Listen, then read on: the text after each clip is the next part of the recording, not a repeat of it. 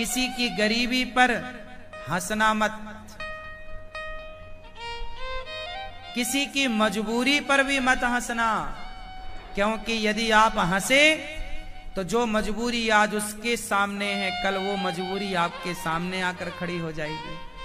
जो हालात उसके हैं वो हालात आपके बनने में देर नहीं लगेगी। मैंने रंक को राजा होते देखा है और राजा को रंक होते देखा है। ये उम्र ना अनुभव सीखने की उम्र है। स्कूल कॉलेज से ज्यादा हम लोगों ने जीवन के अनुभव में सीखा है। जो हमारा जीवन सिखा सकता है वो कोई यूनिवर्सिटी नहीं सिखा सकती। जो हालात सिखा सकते हैं, जो गरीबी सबक देती है ना मेरी माँ, वो कोई कॉलेज नहीं सिखा सकता, कोई प्रोफेसर नहीं पढ़ा सकता। जो गरीबी पढ़ा देती है, हाँ या ना? इसलिए ईश्वर ने यह गरीबी बनाई है। समय तो सबका बदलता है। राम अयोध्या के राजमहलों में रहने वाले, पर समय बदला तो नंगे पांव जंगल जाना पड़ा। गुलाब की पंखुड़ियों पर चलने वाली माता सीता, समय बदला तो जंगल की लकड़ियों को काटना पड़ा। लव कुश को अकेले पाल पोस कर बड़ा करना पड़ा।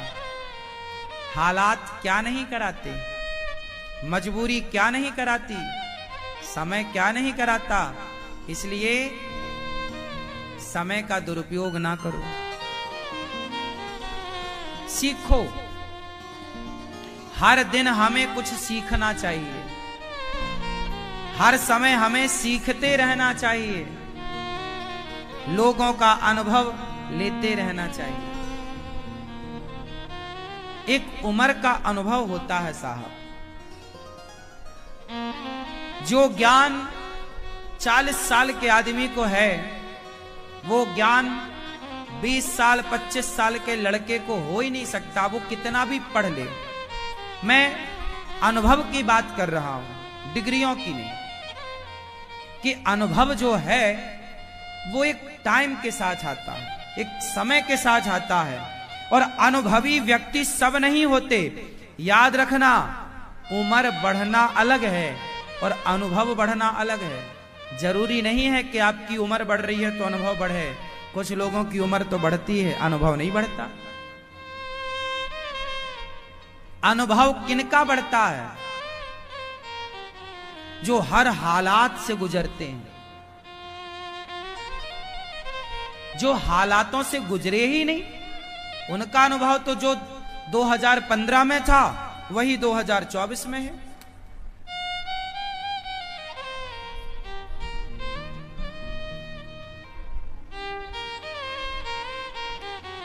इसलिए उतार चढ़ाव भरा जीवन बहुत अच्छा होता है। कौन सा जीवन अच्छा होता है? सीधा। कुछ लोग कहते हैं महाराज हमें दुख ना आए, हमें दुख ना आए।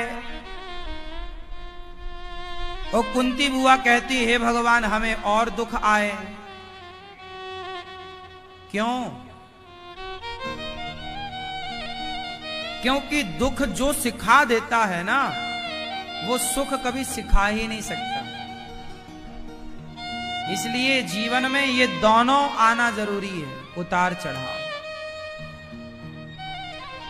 दुख व्यक्ति को मजबूत करता है, सुख व्यक्ति को कमजोर करता है। हाँ या ना? दुखी होंगे आप तो शारीरिक और मानसिक दोनों रूपों में आप मजबूत होंगे, और सुखी होंगे तो शारीरिक और आज मानसिक बीमारियां गरीबों को नहीं है। आज मानसिक बीमारियां गरीबों को नहीं है, मजदूर को कोई मानसिक बीमारी नहीं है। सारी मानसिक बीमारियां अमीरों को है। हाँ या ना? शारीरिक बीमारियां गरीबों को कम हैं, अमीरों को ज्यादा है। हाँ या ना? क्यों? क्योंकि गरीबी व्यक्ति को मजबूत बनाती है शारीरिक और मानसिक दोनों रूपों में, और अमीरी तुरंत आपको खोखला करती है। ये बड़े बड़े महलों के बड़े बड़े हाथी सब देखने के हैं, आदमी अंदर से खोखला है। बाहर से बड़ा महल है, बड़ी गाड़ी है, अंदर झांक कर देखो सब खोखला है, दिखावा है। ये जिस गाड़ी पे ये घूम रहा है ना, ये बैंक के कर्जे में है, पागल बना रहा है। इतना बड़ा बंगला बनाया है, लोन लिया है, चुका चुका के मर रहा है। अब वो तो रो नहीं रहा किसी के सामने, नहीं तो लोग कहेंगे वाह ऐसे रो रहे हो, तो वो आंसू भी पी रहा है। अब चुकाया जा नहीं रहा है, बैंक बाद में क्या करती है, नीलाम करती है। कहावत है ना, कर्जा लेके घी पीना। कुछ लोग कर्जा लेके घी पीते हैं, समझदार नहीं है वो जो कर्जे का घी पिए। बड़े बुजुर्गों ने कहावत कही है, जितना पांव है उतनी चादर, जितनी चादर है उतना पांव पसारो। यदि जरूरत से ज्यादा पांव पसारोगे तो चादर के बाहर जाएगा। कर्जे में डूबोगे, मानसिक तनाव बढ़ेगा, डिप्रेशन बढ़ेगा, और आपका शरीर खराब होगा डिप्रेशन से, मानसिक तनाव से। कोई इलाज नहीं होगा फिर। इसलिए फ्रैंकली जिंदगी बिंदास आनंद से जिया करो। उसके लिए क्या चाहिए? हालातों से लड़ना सीखिए। भगवान से ये मत कहा करो हे भगवान हमारे जीवन में दुख ना आए, कहो हे विधाता हमारे भाग्य के सारे दुख हमें दो। पर जब दुख देना तो उन दुखों से लड़ने की शक्ति आप कृपा करके दीजिएगा, हम उन दुखों से लड़ सकें। भागे ना, उन हालातों से भागे ना, डट के उनका सामना करें, वो शक्ति दो। और हमारे किस्मत का दुख आने दो, हम तैयार हैं लेने को। कब तक इग्नोर करेंगे दुखों को? वो दुख भी जो तुम्हारी किस्मत में है वो भी तुम्हारा ही बोया कांटा है। जो जैसा करेगा वो वैसा भरेगा। ये जो कर्मों की खेती है ना, ये कर्म कभी पीछा नहीं छोड़ते। आप यदि आपका समय यदि अच्छा है तो ये आपके पुण्यों का फल मिल रहा है, और आपका समय बुरा है तो ये आपके पापों का फल है पाप और पुण्य, बाकी कुछ नहीं। इसलिए हम कहा करते हैं दोष ना दो किसी को कि तुम्हारे कारण दुख मिला, तुम्हारे कारण। दुर्योधन का सर्वनाश हो गया, धृतराष्ट्र का सर्वनाश हो गया। बताओ जिम्मेदार कौन है? गांधारी मैया ने भगवान को श्राप दे दिया, कन्हैया तुम चाहते तो हमारा परिवार बच जाता, हमारे बच्चे बच जाते, जाओ हम तुम्हें श्राप दे रहे हैं कि जैसे हमारे बच्चे आपस में लड़के मर गए ऐसे तुम्हारा वंश भी आपस में लड़के मरेगा। गांधारी माता ने भगवान को बेवजह श्राप दे दिया। अच्छा एक बात बताओ, धृतराष्ट्र का सर्वनाश हो गया, कौन जिम्मेदार है? उत्तर दो, कौन? कौन?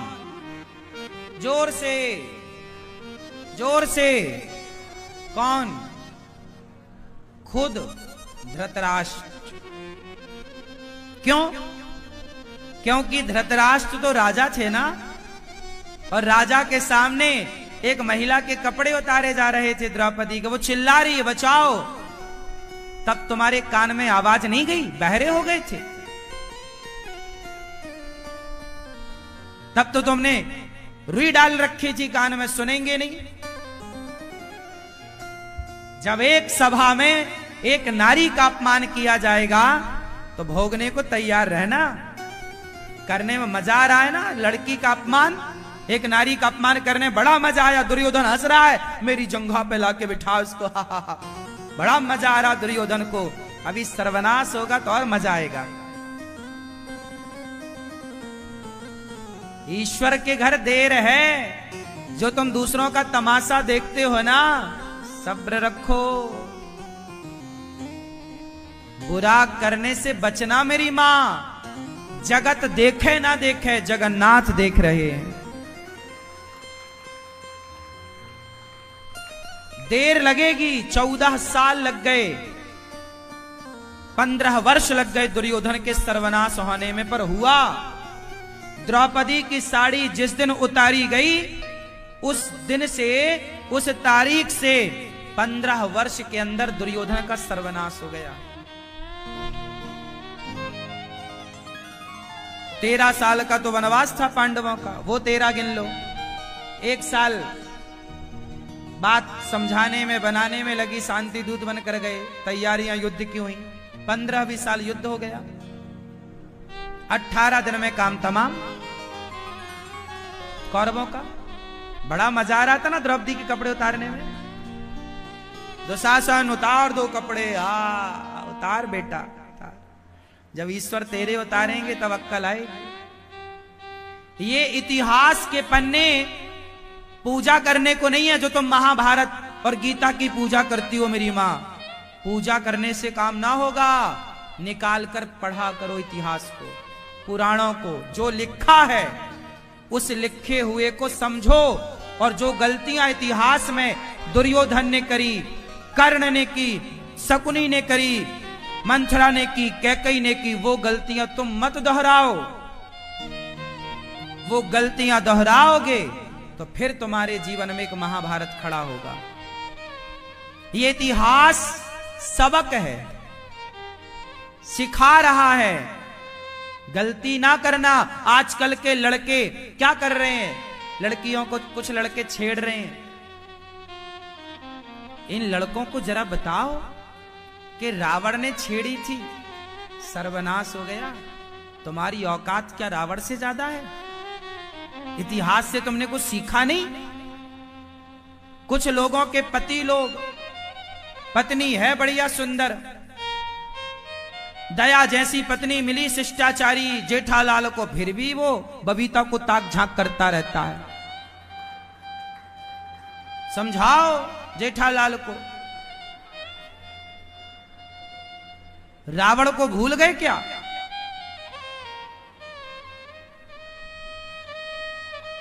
जो अपनी पत्नी को छोड़कर दूसरी की औरत ताक झांक करे, ऐसे लोगों को रावण के बारे में सुनना चाहिए कि रावण भी अपनी मंदोदरी को छोड़कर और पराई औरत को उठा के ले आया। ये इतिहास काहे पढ़ने के लिए है क्या? पूजा करने के लिए है क्या? अरे समझने के लिए है कि भाई जो गलती रावण ने करी वो हम ना करें,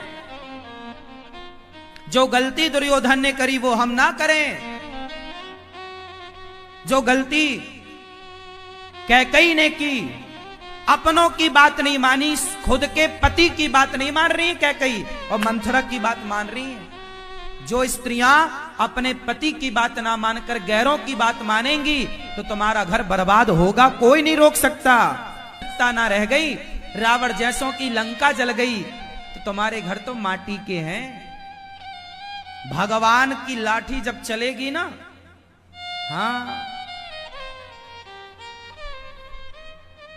जब नाश मनुज पर छाता है पहले विवेक मर जाता है। इसलिए कहता हूं अति ना करो, किसी को सताओ ना, किसी को परेशान ना करो, क्योंकि कोई ना देखे पर परमात्मा तो हर क्षण देख रहे हैं।